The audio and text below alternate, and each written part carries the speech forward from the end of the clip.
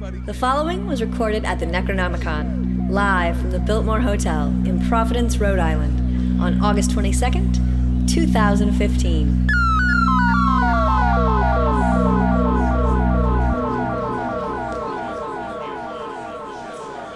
HPPodcast.com. I was thinking we might have to do it. That was genuinely terrifying. All right.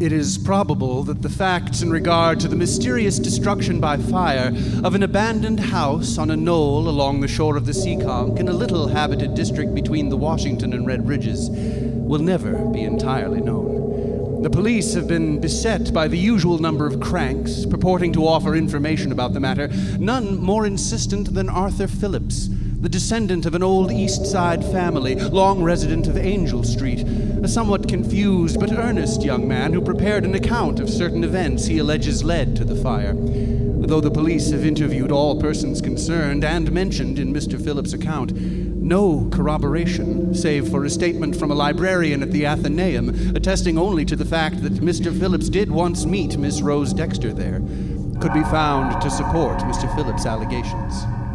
The manuscript follows. That was the prelude to a story by August Derleth called The Dark Brotherhood. And supposedly this story was inspired by some scribblings by H.P. Lovecraft, and that's why we're talking about it here on the H.P. Lovecraft Literary Podcast. Live in Providence.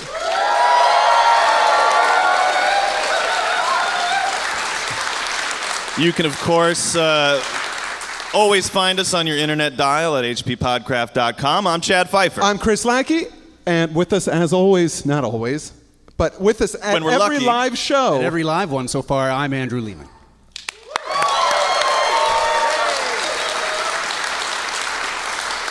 We are so excited to be back in this beautiful city and attending Necronomicon. We came here and did the show 2 years ago, and it was an absolute blast. I'm seeing some folks that were there then as well. Thank you so much for coming again. I'm glad we didn't scare you off.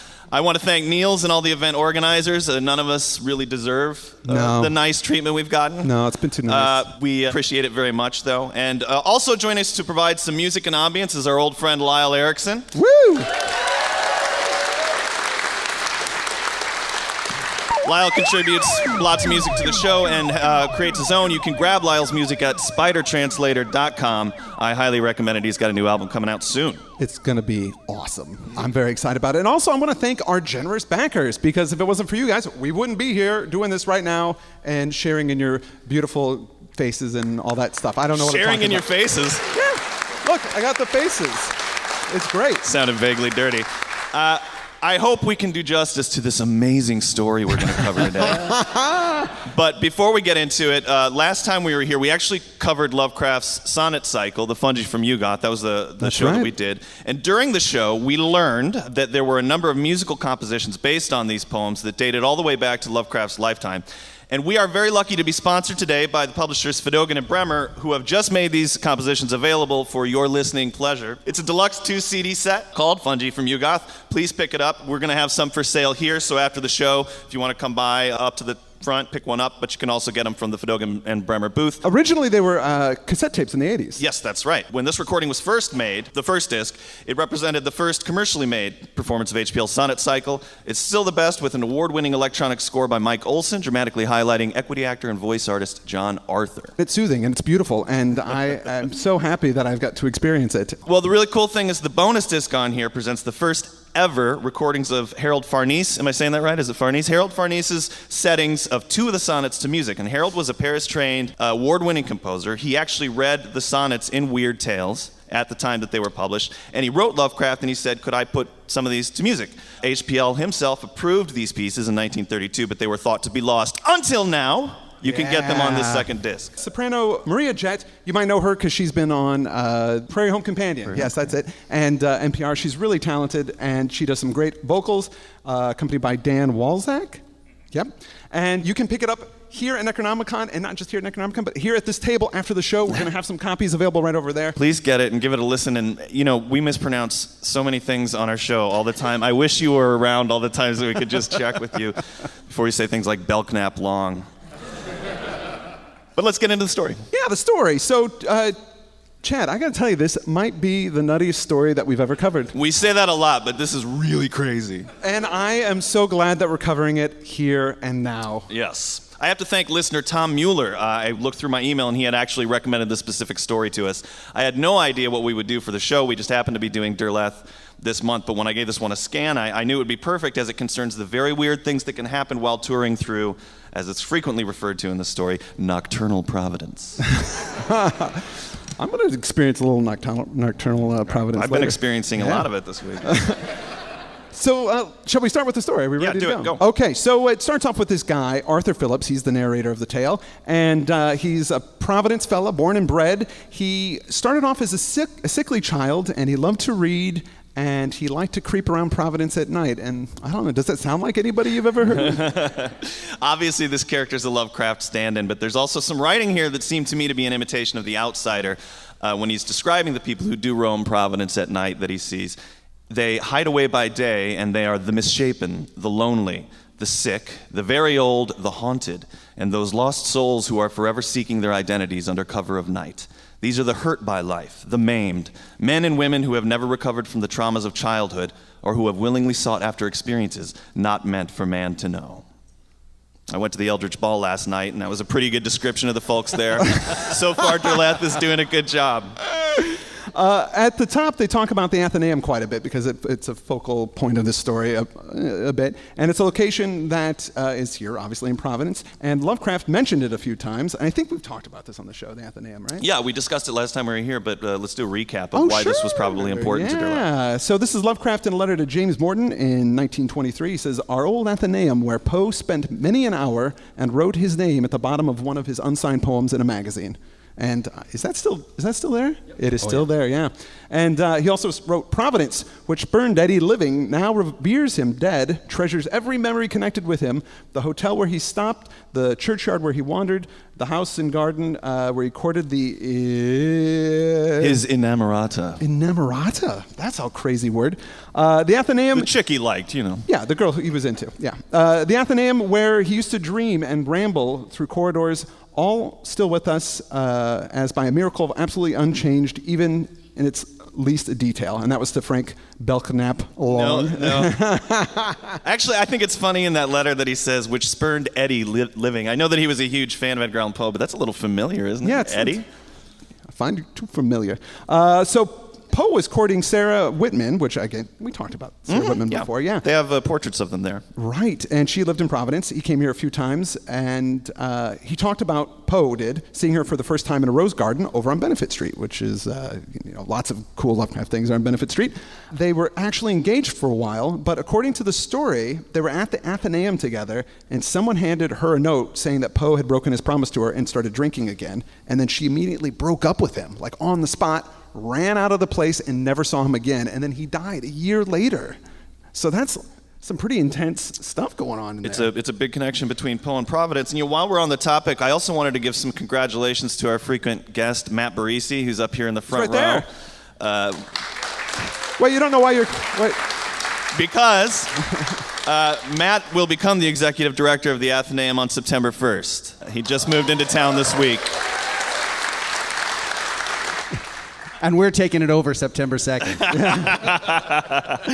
But we hope the story provides a good cautionary tale for you as you begin your new life in Providence.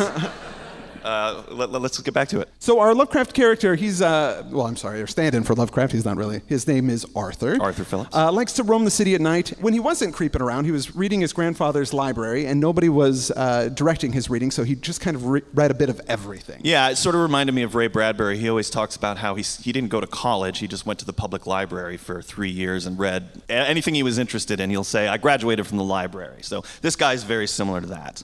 He wanted to attend Brown University, this character, but he was too sickly, so it gives him more time to walk around at night and roam Providence. I have to say, that's a lot of years of just walking around at night. Yeah, it's not that big of a place. Yeah. I mean, it's cool, but at some Yeah. point, there's that dumpster. And, yeah. So the interesting thing, though, is he does persuade a young lady to go with him. Yeah, this lady, Rose Dexter, she's a dark-eyed descendant of the first English families that came into Providence. And I don't think there's actually a romantic relationship going on between them. They seem to just be friends. Yeah. Well, he talks about, she's favored, what's it say? One singularly favored in the proportions of her figure and in the beauty of her features. So I think he liked her. He's into her. But she wasn't that into him. Well, they were originally friends. met at the Athenaeum. Right. She's an odd character because we only see her through his point of view. It says she was little inclined to irrelevant chatter, and that's why he likes her. I don't know why she's hanging out with him, because by this point I was already like, I don't know about this guy. I don't know what she's attracted to, but she's just got similar interests, so they're pals. So one night they're out strolling around Providence together, and they meet somebody kind of peculiar. Andrew? We had been exploring Providence in this fashion for several months when, one night on Benefit Street, a gentleman wearing a knee-length cape over wrinkled and ill-kept clothing accosted us. He had been standing on the walk not far ahead of us when first we turned into the street, and I had observed him when we went past him. He had struck me as oddly disquieting, for I thought his mustached, dark-eyed face with the unruly hair of his hatless head strangely familiar. And at our passing, he had set out in pursuit until, at last, catching up to us, he touched me on the shoulder and spoke. "Sir," he said, "could you tell me how to reach the cemetery where once Poe walked?" So this guy looks exactly like Poe. He talks about Poe, wants to know where the cemetery is, but for some reason the protagonist, he doesn't get it. He's like, oh, gosh, he was really familiar. There's something about that Something guy. about him. I don't know what. Maybe I saw him at the grocery store. Is Yeah, that what it is? I'm not sure. I don't know. So, And this is I think taking place in the 30s or something like Yeah. that. So he's definitely wearing outmoded clothes. I mean, it's not like he's just anybody off the street. it's a Poe costume, It's some cosplay stuff going on there. Yeah. But this Poe guy keeps checking Rose out. but not in a kind of creep way. No, he's just kind of coolly studying her. Yeah. He's definitely very interested in her, but it's not specific. It's not very creepy, but in fact, his face doesn't really betray any emotion at all. It's very just kind of non. Yeah. Yeah. But then things get a little Poe-ier. Our character asks the guy, "Are you a stranger here?" And he says, "Yeah, I'm visiting." He says, "So you want to know where that cemetery is? Are you interested in Poe?" And the man nods. He says, "How much do you know of him?" "Little," he replied. "Perhaps you could tell me more." So the narrator goes into a whole speech about who Poe is. Yeah. He's just happy to have somebody to talk to, I think. The man gives his name. Mr. Allen. Narrator still doesn't understand. Doesn't know who it is. They walk with the guy. They show him the cemetery that he's looking for. Have you guys visited this place? It's not Swan Point, but it's a smaller cemetery. It's off Benefit Street. Yeah, and that's where Poe and Lovecraft would go and hang out themselves. So he shows them the location, and then the guy says thanks. He doesn't go in, just moves off into the night. And then, so Rose says after he leaves, she goes, "Arthur, did you feel something wrong about him?" He said, "There's a great line. Oh, I suppose there is something wrong in that sense about all of us who are haunters of the dark. Perhaps in a way we prefer to make our own reality." And then I would think her response would be, "What are you talking about?" His face doesn't move. That's what I was. He's weird that way. What is this? Also Rose got it right away. She says, "Did you think he had a resemblance to anybody?" And he's like, "What are you talking about? He looked exactly like Edgar Allan Poe." So finally the guy, he puts it together. And that ends the first chapter. That's the first chapter. Second chapter, a couple of nights later, we see this Poe guy again, and he's close to the house. He's still dressed like Poe. He looks just like Poe. Well, there was a funny line here. It said, "Had Mr. Allen put forth any reasonable claim to being a descendant of Poe's, I could have been persuaded to believe." But, I mean, obviously, because he resembles him, but because he's dressed like him, do all the descendants of somebody just dress like them automatically? Yeah. It doesn't really make a lot of sense. So Arthur does most of the talking as they walk around, and this Poe guy's pretty quiet, or Mr. Allen, excuse me. But when he mentions that he writes for an astronomical column in the Providence Journal, this Poe guy gets really excited, and he gives him this opinion that there's interplanetary travel, that there's life out somewhere in the galaxy and in even our own solar system. Mm-hmm. They get into this conversation, and the main character asks him, "Do you know Charles Fort?" and what his theories are, and Mr. Allen doesn't know, so he begins to expound on them. And Andrew, you portrayed Charles Fort. I did. And so what was Charles Fort's, why was he so interesting to people in brief? In brief, Charles Fort was a very strange philosopher writer who spent a lot of his time at the New York Public Library collecting clippings of strange things that were mentioned in the press but explained away by mainstream science. And he believed in extraterrestrial life. He believed in some very curious things about how the solar system is structured, the universe itself. And he wrote a number of very hard to read and very hard to understand books about all sorts of bizarre, unexplainable things. So they said his philosophy. Do you know what they mean by that? His philosophy? Well, one of his famous and cryptical sayings was, "You measure a circle beginning anywhere." He sort of believed that everything bled into everything else. That all creation was sort of a spectrum, and there was no. His writing really is almost. It's so hard to understand. Trying to get ready to play him, I read everything he ever wrote, and man, that's why it took 2 years to make that movie. It was, he's a hard dude to understand what he was trying to say, but he was a skeptic of all kinds of mainstream thought. Yeah, and he had some pretty. It's hard to tell from reading his work whether he really believed the stuff that he himself was writing. Right. It's hard to know what exactly he was trying to say. So maybe he had an outsider's perspective, or maybe a more open mind? Yeah, absolutely an open mind. Yeah. Well, and that's why Fortean comes from... there's, a lot of people, including me, really dig his stuff, and there's a magazine currently published called Fortean Times that sort of tracks all kinds of bizarre stuff that happens in the news, and, spontaneous human combustion and sightings of alien big cats and all kinds of crazy, unexplainable, fascinating things. Alien big cats? Alien big... You must have heard of alien big cats. No. It's all I don't understand how I haven't. Wait, so they're big cats and they're alien? It's sightings of what appear to be big cats in places where big cats ought not to be. Oh, okay. That I'm familiar with, but they're not wearing little space helmets or anything. No. They're not space alien big cats. Oh, okay. Okay. Alien to the environments they're in. Okay, it's called ABC. It's a big, especially in England, there's constant sightings of ABC alien big cats. Yeah. Right. Yeah. It's like panthers in your garage. Exactly. Yeah. Well, speaking of aliens, this is what they're discussing. And this Mr. Allen launches into this lengthy statement with the gist of which is that every advanced scientist in the domain of astronomy is convinced that Earth is not unique in having life. We're not the only ones, and this Mr. Allen says that aliens might come visit us sometime. Arthur says, why? To make war on us? To invade us? Oh, and he goes, no, they wouldn't do anything like that. They wouldn't use such primitive forms of invasion. If they wanted to come to Earth, they would do things much more insidious and clever. No, they're not. Yeah, no, we're going to use crazy, confusing methods that don't make any sense. You'll see. But Arthur agrees with him about this. He says, I think, there's probably life out there. Mr. Allen says, so you're open-minded.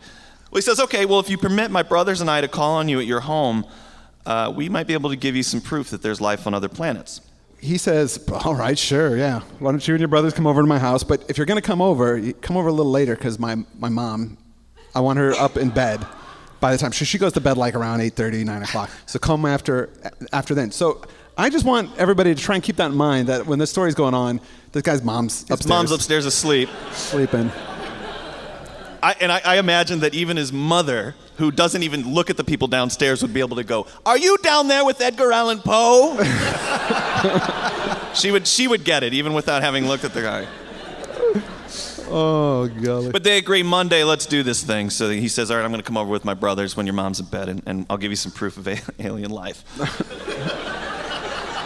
Now, I don't... It's so good. So, our guy, he's curious about where Poe is staying, or Mr. Allen, and he decides he's going to run around the block to see where he's coming out and follow him back to his place.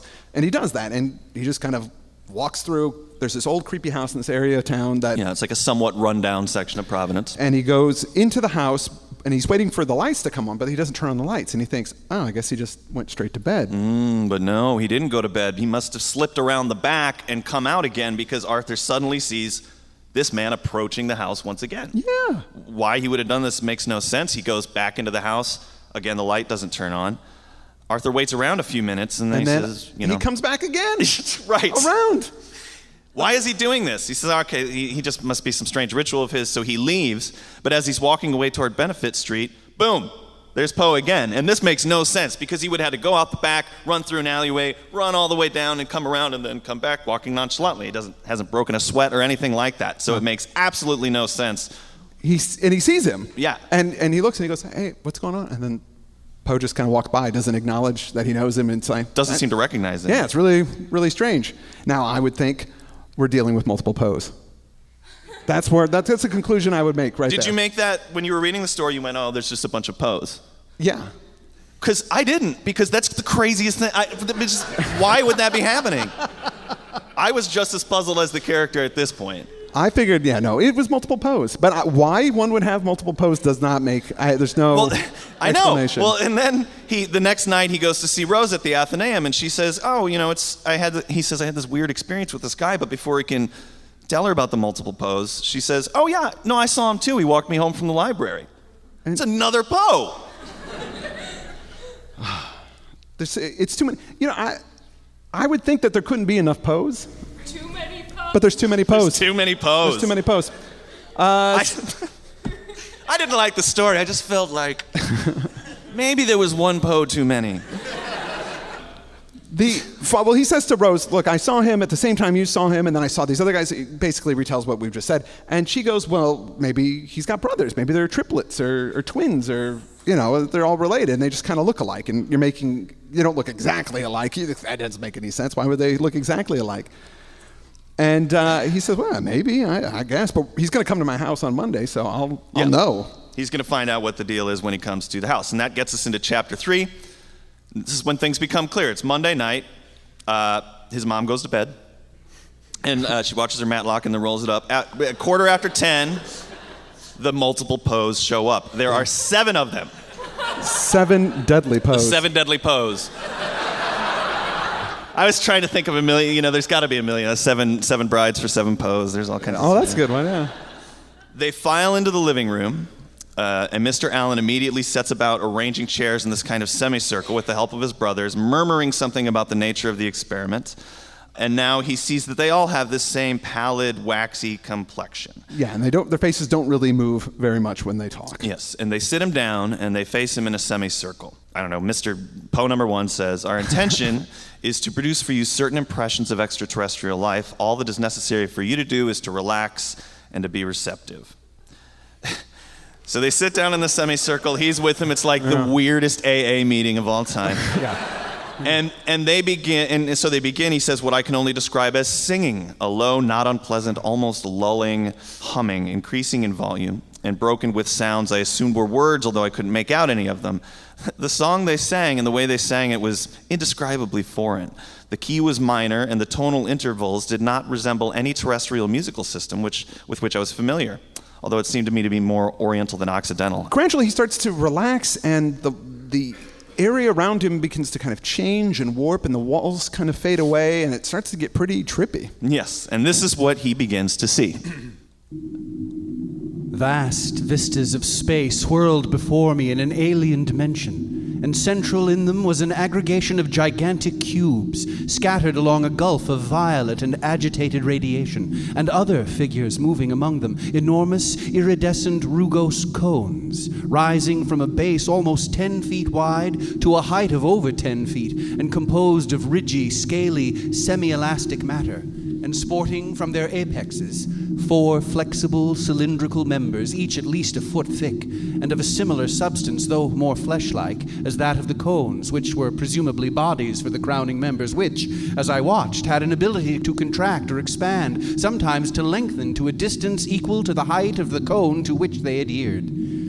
2 of these members were terminated with enormous claws, while a third wore a crest of 4 red trumpet-like appendages, and the fourth ended in a great yellow globe 2 feet in diameter, in the center of which were 3 enormous eyes, darkly opalescent, which, because of their position in the elastic member, could be turned in any direction whatsoever. It was such a scene as exercised the greatest fascination upon me, and yet at the same time spread in me a repellence inspired by its total alienation, and the aura of fearful disclosures which alone could give it meaning and a lurking terror. Moreover, as I saw the moving figures which seemed to be tending the great cubes, with greater clarity and more distinctness, I saw that their strange heads were crowned by 4 slender gray stalks, carrying flower-like appendages, as well as from its nether side 8 sinuous elastic tentacles, moss green in color, which seemed to be constantly agitated by serpentine motion, expanding and contracting, lengthening and shortening, and whipping around as if with life independent of that which animated more sluggishly the cones themselves. The whole scene was bathed in a wan red glow,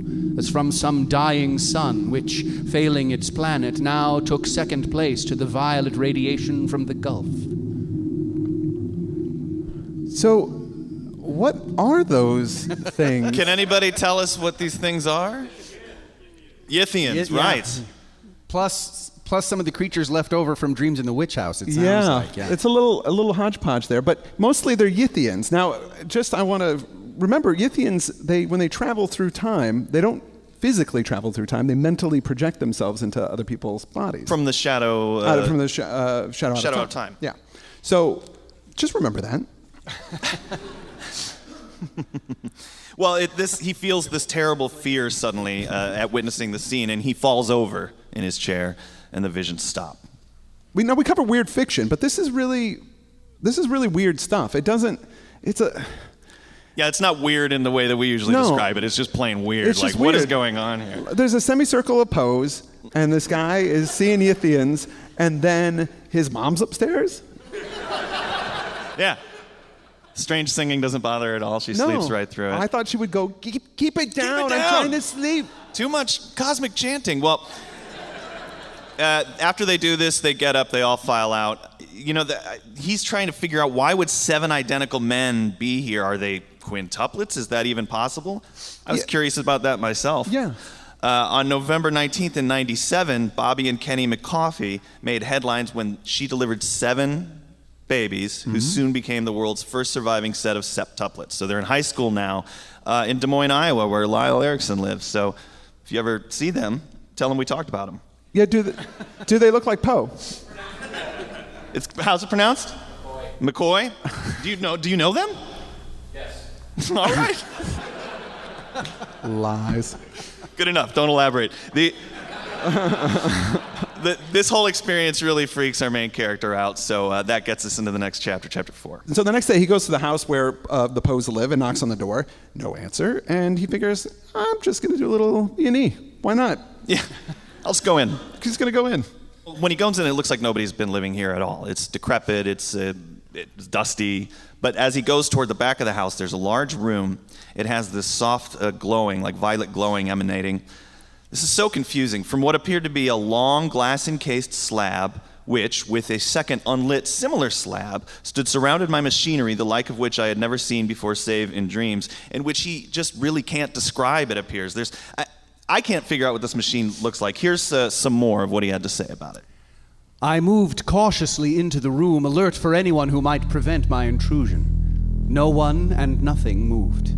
I drew closer to the violet-lit glass case and saw that something lay within, though I did not at first encompass this because I saw what it laid upon, nothing less than a life-sized reproduction of a likeness of Edgar Allan Poe, which, like everything else, was illuminated by the same pulsing violet light, the source of which I could not determine, save that it was enclosed by the glass-like substance which made up the case. But when at last I looked upon that which lay upon the likeness of Poe, I almost cried out in fearful surprise, for it was, in miniature, a precise reproduction of one of the rugose cones I had seen only last night in the hallucination induced in my home on Angel Street. And the sinuous movement of the tentacles on its head, or what I took to be its head, was indisputable evidence that it was alive.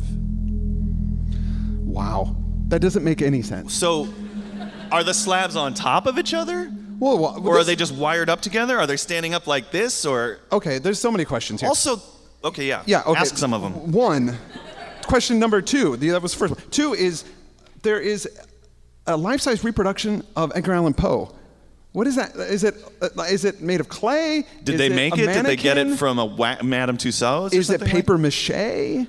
They don't say. It doesn't make any sense. Because later on in the story, it kind of makes sense, but then when you look back at this, you're like, no, it doesn't make any sense. And then, this is the craziest bit, there is a mini Yithian, like a little one. Yeah, why is it little?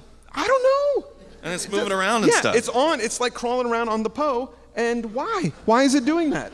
I don't. I assume it's the. No, actually, I shouldn't. I don't know anything about it. But one of the funny things he says, I escaped from the house undetected, though I thought I caught a brief glimpse of a Poe-esque face at one of the upper windows.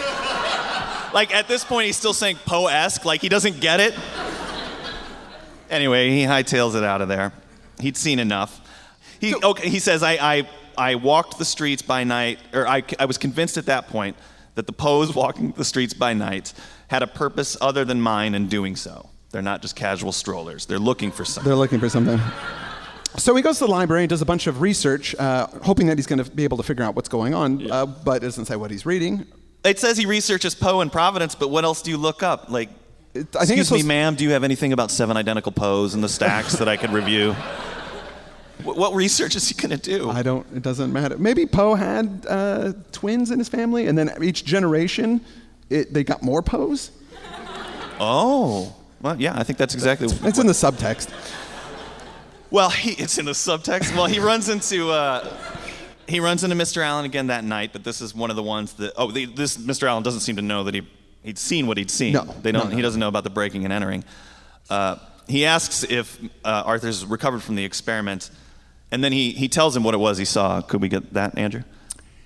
It is but one of the worlds outside you saw, Mr. Phillips, Mr. Allen went on. There are many as 100,000. Life is not the unique property of Earth, nor is life in the shape of human beings. Life takes many forms on other planets and far stars, forms that would be seen bizarre to humans, as human life is bizarre to other life forms. Okay. So he goes on to confirm that the star that he saw in his vision was dying, and that Mr. Allen has seen it as well. Then makes some excuse to go to the Athenaeum. Right. He wants to see Rose, talk to her about this, but when he gets there, she's not there. He decides to go to a phone booth and give her a call. She answers. This is one of my favorite moments because you finally get to see a little bit of Rose's character, and she's so much cooler than this guy. Yeah. Why don't we read this? I'll be Rose. Okay, I love her. I want to be Rose. Okay. Have you seen Mr. Allen tonight? Yes, but only for a few moments. I was on my way to the library. So did I. He asked me to his home some evening to watch an experiment. Don't go. Why not? It would be better not to go. Don't you think, Mr. Phillips, I am the best judge of that? Only to suggest that it might be dangerous to go. Why? I can't tell you over the telephone. I'll think it over. Click. Click. She is not having it. Yeah. Does not want to be told what to do. Nobody tells Rose whether she can see Poe or not. That's my wife. My wife, if she wants to see Poes, she's going to see as many Poes as she wants. Hey, don't ever tell a woman she can't see Poe. That's what I'm saying. No, I love that she's just like, why? She thinks he's jealous, I assume, or something like that. I don't know. Yeah. I don't know, but that ends chapter 4, and we're now into chapter 5. The last chapter of this story, thank God. Oh, this is a great detail, though. It says, after a restless, uneasy day at work, I concluded that I must make a tenable explanation to Rose about why he didn't want her to go. And this kind of shocked me that he had a job. All right. Yeah. I was thinking about it, and Lovecraft protagonists, they generally don't have jobs ever, unless they're academic or they're explorers or something like that. But I really wish they did, because having to go to work when crazy things are happening in your life is something I think we can all really identify with. It doesn't have to be, Poe's showing you outer space, but anything that's going on at home, it's really tough to get through a work day when you're upset about something. So anyway, all day he was out collecting carts in the parking lot of Target, and all he was thinking was, What am I going to do about these 7 Poes?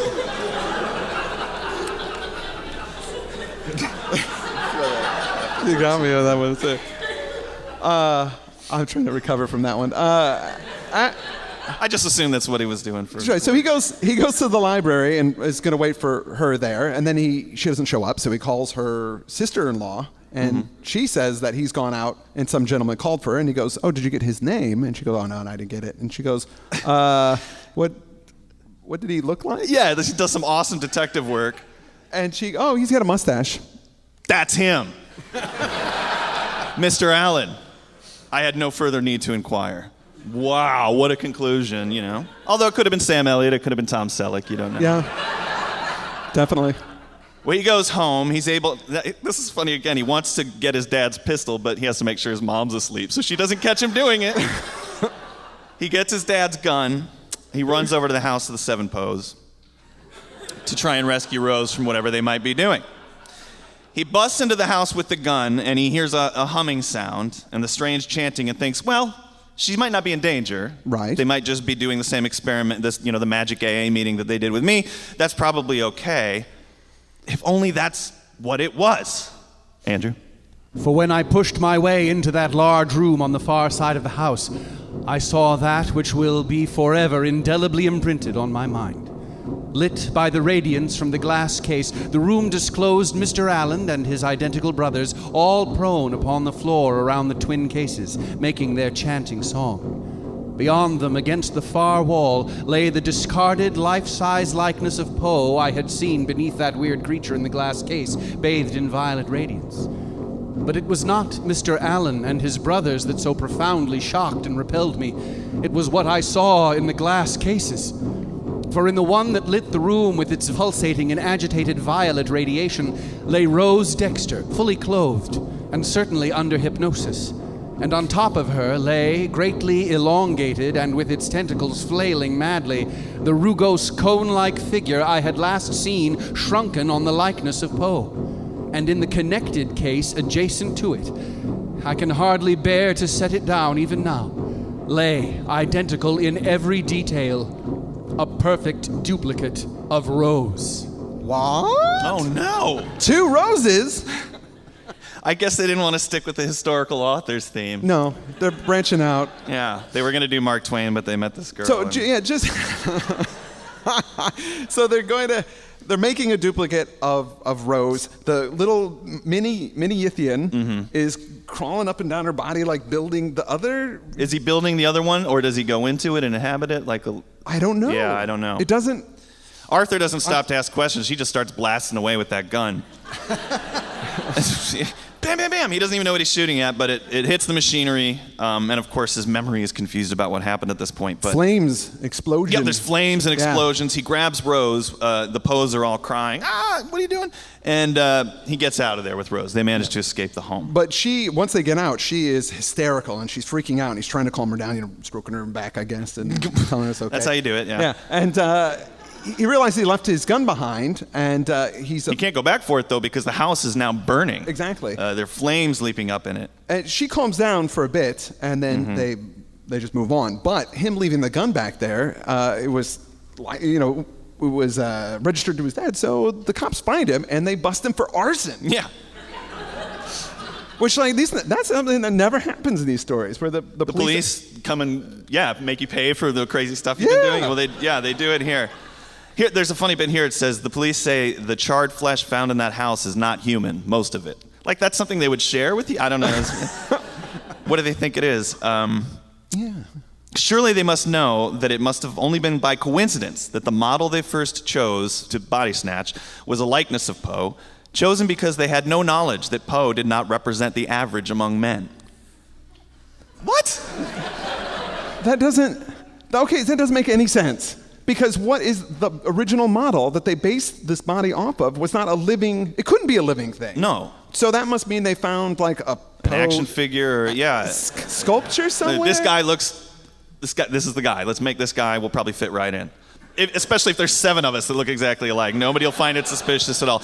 But he's telling this stuff to the police, And actually, at this point, I thought, well, maybe it's just the unreliable narrator, and he's just totally crazy, and none of this stuff ever happened. Yeah, that's a possibility, but... Because it does sound like some things I hear people ranting about on the street sometimes. There's 7 Poes over there, look out! But he does remember what he was told earlier by Mr. Allen. A more highly developed form of life would hardly need to use such primitive methods. That's when he realizes, they're body snatching. They want to replicate a bunch of men and women and infiltrate our society, and perhaps they've done this already. Yeah, so that's their plan. And then he starts to get very nervous about Rose herself, because she hasn't really said anything since that initial hysterical fit. She's calmed down. And he thinks, wait, I grabbed one of the roses, but which one was the right rose? Mm-hmm. What was the original rose? Was it the one with the guy or the one without the guy? He's not sure. We conclude with this article. From the Providence Journal, July 17. Local girl slays attacker. Rose Dexter, the daughter of Mr. and Mrs. Elijah Dexter of 127 Benevolent Street, last night fought off and killed a young man she charged with attacking her. Miss Dexter was apprehended in an hysterical condition as she fled down Benefit Street in the vicinity of the Cathedral of St. John, near the cemetery attached to which the attack took place. Her attacker was identified as an acquaintance, Arthur Phillips. That's the end of the story. That is she the shot end of the him. story. The fact that she was running down the street hysterically leads me to believe it was the real Rose Dexter, because the Poes, they didn't betray a lot of emotion, so... Oh, right, yeah. I think she was just like, I don't know what you're talking about. I went over there. It was just fun we were having. Leave me alone. And she shot him. It does. Chad, the article doesn't say that she shot him. Oh, what does it say? It just says she killed him. So I think she just broke his neck or... What? She did. I don't know how she did it, but... Oh, wait a minute. Okay, hold on. The waxen Poes, remember their faces don't move. Maybe, I'm just throwing this out there, maybe it was a wax figure from a museum of Poe, and that's why they had wax faces. So this duplicate of her is based off a living person and not a wax dummy. And so now it makes perfect sense. It makes perfect sense. Also, I didn't like this story that much until Andrew dropped that detail. Her breaking his neck is the best thing ever. Anyway, Rose wins at the end of the day, and that's what I'm happy about. Yeah, she won. She was the winner. This story was published, and I'm not sure if it was the first publication, but it was in the Dark Brotherhood and Other Pieces, which came out in 1966. Had a number of stories by Lovecraft, stories that were said to be by Lovecraft, like this one. And I'm not sure if it appeared in magazines before this time. And you remember, H.P. Lovecraft is credited as an author on this story. Some people have read this and thought that he was the one that wrote it. In a lot of these Derleth pastiches, it's based on some actual notes that Lovecraft might have made. What do you think the notes were that he based this off of? Yeah, you think it just said multiple Poes in there? I was talking about multiple poses. I didn't want to do multiple. I can't begin to... Andrew, do you have any ideas on what element of this? It seems to be he pulled 6 at random out of a hat and put them together. Yeah. Stuck them all together. Yeah, the thing with the mini Yithian really doesn't make any sense to me at all. No. Like, why? Well, Yithians they're from the distant past, millions and millions of years ago, and somehow there's one here, they're all about time travel, not space travel. Yeah, and he really seems to be conflating Yithians with the stuff that happens in Dreams in the Witch House, where he travels to see, and those are elder things in that story. Yeah. Right, and it's the whole the violet void and the dying sun and all that stuff, and he really seems to be jamming at least 3 or 4 stories together, and I feel like not understanding any of them. Yeah. Passing the confusion on to us. Yeah. Well, I'd like to say that this was an enjoyable read, and it was. It was. Yeah, you it can really say was. that. Yeah, I had a good time reading this. I thank you all for coming, because you don't have to read this now. You got a general gist of it, so hopefully. And it wasn't until I read it out loud that I realized that, like that first paragraph, I think you guys mentioned this in previous episodes, that first paragraph is really just one long sentence. One with a lot of sentence. comments. Yes. The way One he sentence. puts these sentences together is itself psychotically strange. Right. Well, unfortunately, we're running out of time. We kind of actually have run out of time. Yeah, we got to get out of this room. We do have to get out of this room. But I want to thank all of our backers for helping us get here. Thanks so much for coming to the show. Really appreciate it. Thank you guys so much. Again, I want to thank Fedogan and Bremer for sponsoring the show. Please go pick up the Fungi from Yugoth CD. Definitely pick it up. Also, tonight, don't forget that we're doing our H.P. Lovecraft comedy quiz show. Yeah. That hopefully will be funny, and that's going to be featuring Chad, myself, Andrew, and Ken Haidt, with Paul McLean being the host of it. And it's not so much, it's mostly us trying to be funny. And I don't know what it's going to be, but show up and you'll find out. Yeah. Lyle Erickson, thanks so much for helping us out with music over there.